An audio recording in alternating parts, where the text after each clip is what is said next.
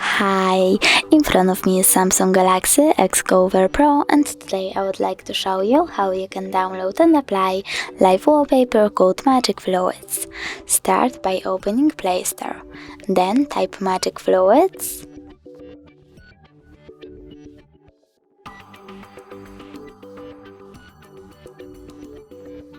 and download this app from this developer.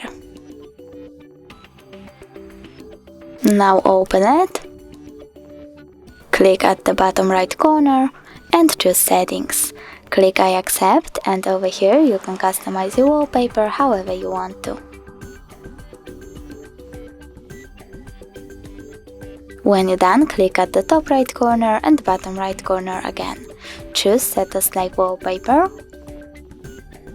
Click on Set Wallpaper and decide if you want it to be on home screen or home screen and lock screen by tapping on one of these options. So now when I go back, I can see that my wallpaper was successfully applied.